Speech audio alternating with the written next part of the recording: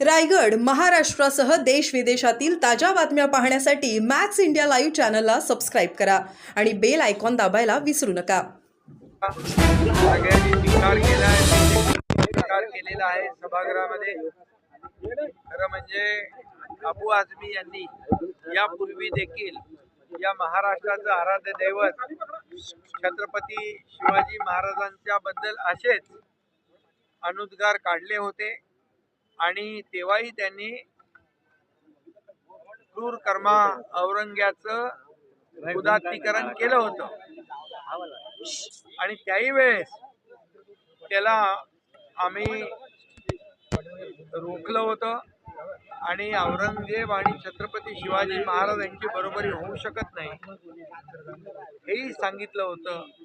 आणि पुन्हा आता तो क्रूर कर्मा औरंग्या त्याचं कौर्य आणि छत्रपती संभाजी महाराजांचं शौर्य हे जग जाहीर आहे.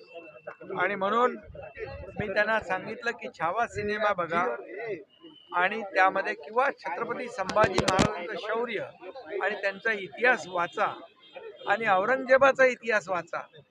औरंगजेब छत्रपती संभाजी महाराजांचा जे 40 दिवस हलाल करून त्यांना ठार मारलं आणि या औरंगजेबाच्या काळामध्ये या महाराष्ट्रामध्ये अनेक मंदिरं तोडली, आया बहिणींच्यावर अत्याचार झाले आणि त्यावेळेस सर्वसामान्य या महाराष्ट्रातल्या जनतेला त्यांचा जो छळ केला, हजारो लोकांची कत्तल केली आणि काशी विश्वेश्वर इतर अनेक मंदिरं तोडली.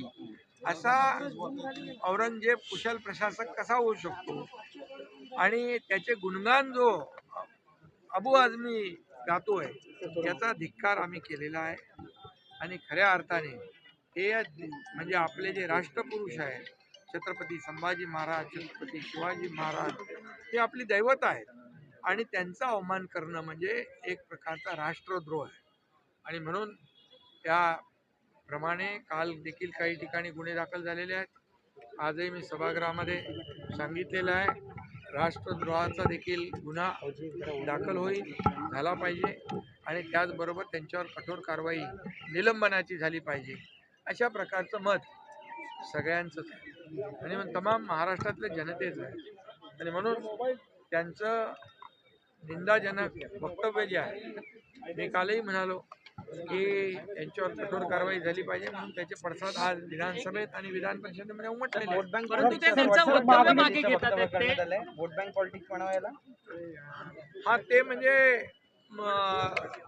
छत्रपती संभाजी महाराजांच्या बद्दल आरोप करून किंवा औरंगजेबाचं उदात्तीकरण करून त्याने महाराष्ट्रातली जनता माफ करणार नाही. महाराष्ट्रातली जनता छत्रपती शिवाजी महाराज, छत्रपती संभाजी महाराजांना दैवत मानणारी आहे. त्यामुळे त्यांचा जो विचार असेल की हे कुणाला तरी बरं वाटावं म्हणून आमच्या राजाचं अवमान करणं आणि औरंग्याचं उदात्तीकरण करणं हे त्यांना परवडणार नाही. एवढंच मी त्यांना इशारा देऊ इच्छितो.